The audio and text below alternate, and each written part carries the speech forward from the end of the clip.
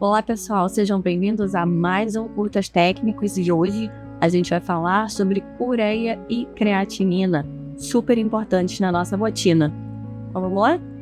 Primeira coisa que a gente precisa lembrar, gente, pelo amor de Deus, ureia e creatina não são enzimas, elas são substâncias metabólitas, né? São restos dos processos metabólicos do organismo.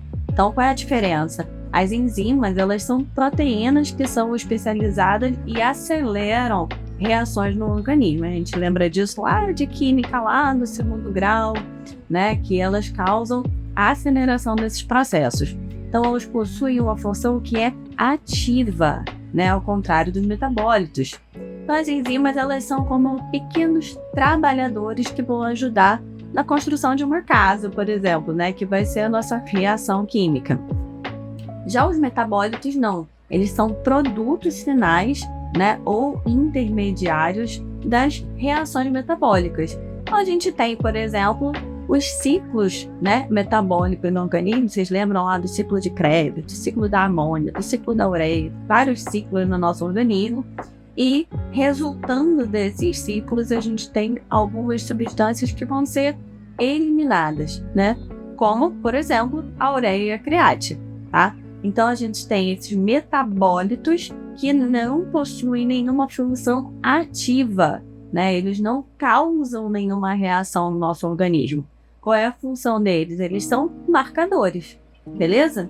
Então, eles são como aquilo que sobra da casa, né? A gente falou das enzimas como trabalhadores e a gente fala dos metabólitos como aquilo que sobra dessa construção, beleza? E aí, o corpo ele precisa fazer o quê? Eliminar isso do organismo.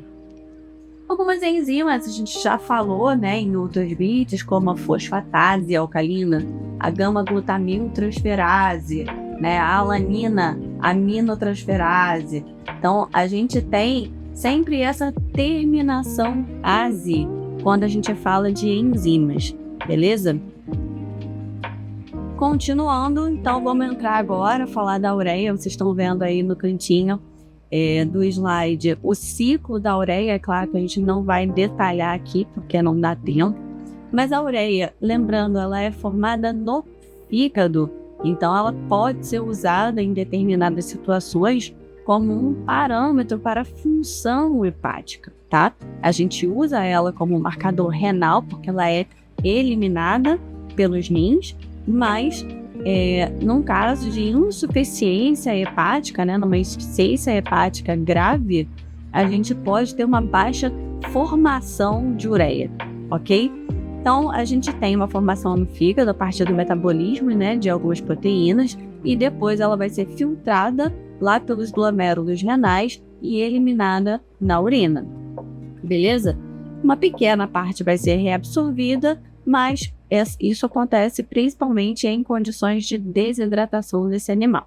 A ureia, a gente pode encontrar alterações de aumento num animal que está desidratado, né, num animal que tem uma dieta muito rica em proteínas, insuficiências tanto aguda como crônica, tá? Insuficiência renal tanto aguda como crônica.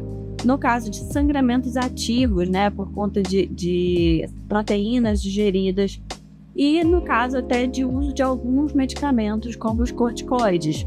Não é tão frequente, mas dependendo da dose e da duração do tratamento com o medicamento, isso pode acontecer. Já a gente encontra redução da ureia, como eu falei para vocês, em caso de insuficiência hepática grave, né? Porque aí a gente tem uma diminuição na produção dessa ureia. E em dietas muito pobres em proteína, o que é muito incomum, né, da gente encontrar em gatos, mas pode acontecer, tá?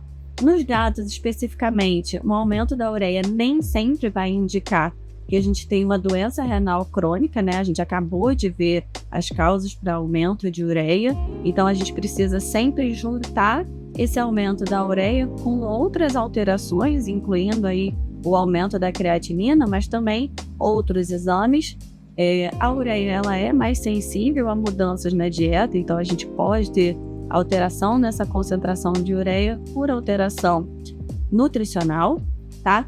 E lembrando que, né, quando a gente tem aumentos muito grandes de ureia, por conta até do ciclo da amônia, a gente pode ter um animal nauseado, um animal que vai diminuir a ingestão de alimento porque ele não está se sentindo bem por conta desse aumento, tá?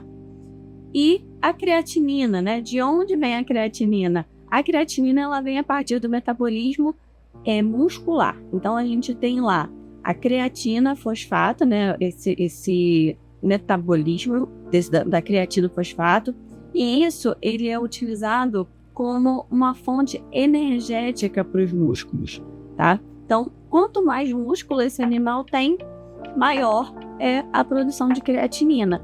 Então, aqueles animais, por exemplo, quando a gente fala de cachorro, esses animais de corrida, né, esses animais mais musculosos, que fazem esses exercícios mais pesados, né, o pitbull, o American Bully, eles podem ter uma creatinina mais aumentada porque eles têm maior massa muscular no corpo, ok?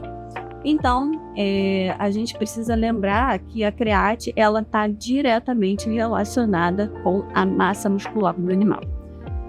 Ela é eliminada pelos glomérulos, ela não vai ter uma reabsorção significativa nos túbulos renais, tá?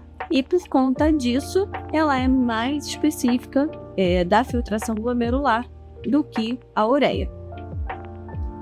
A creatinina pode se encontrar aumentada quando a gente tem uma redução na filtração glomerular, na taxa de filtração glomerular, como nos casos de insuficiência renal, seja ela aguda ou crônica, quando a gente tem gatos muito desidratados ou hipovolêmicos e quando a gente tem a utilização de determinados medicamentos que comprometem a função renal. Então, muito cuidado, tá?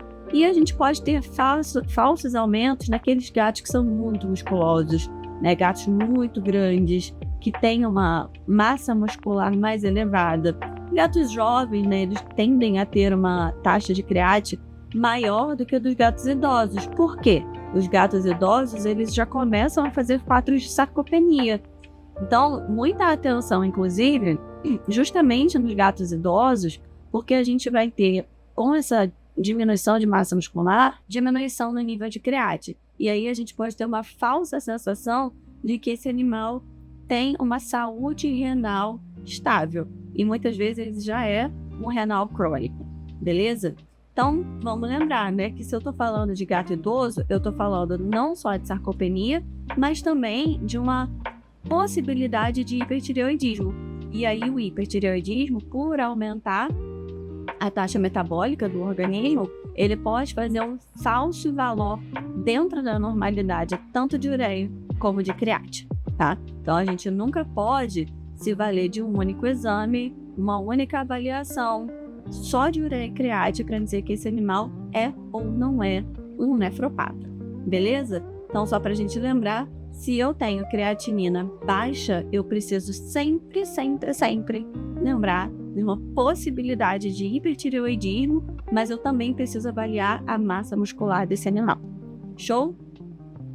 E na prática, na doença renal crônica, a ureia e a create são marcadores super importantes, são essenciais. Eles fazem parte do estadiamento da doença renal crônica, mas eles não podem ser avaliados uma única vez e sozinhos, né? Para a gente classificar e estadiar a doença renal crônica, vale lembrar que eu vou precisar também de relação proteína-creatinina urinária, né? Então eu preciso fazer exame de urina, EAS para avaliar a densidade urinária. É claro que isso não serve como estadiamento, mas me ajuda a classificar a doença renal crônica, né? A caracterizar uma doença renal crônica. E eu preciso muito também acompanhar a pressão arterial desses animais. A gente sabe que, a gente já viu anteriormente, né, por conta do sistema renina, angiotensina, aldosterona, os animais nefropatas, eles podem acabar desenvolvendo hipertensão arterial. Então, espero que tenha ajudado vocês. Esse vídeo ficou um pouquinho mais longo, mas é porque tem muitas informações super importantes. Vejo vocês no próximo vídeo.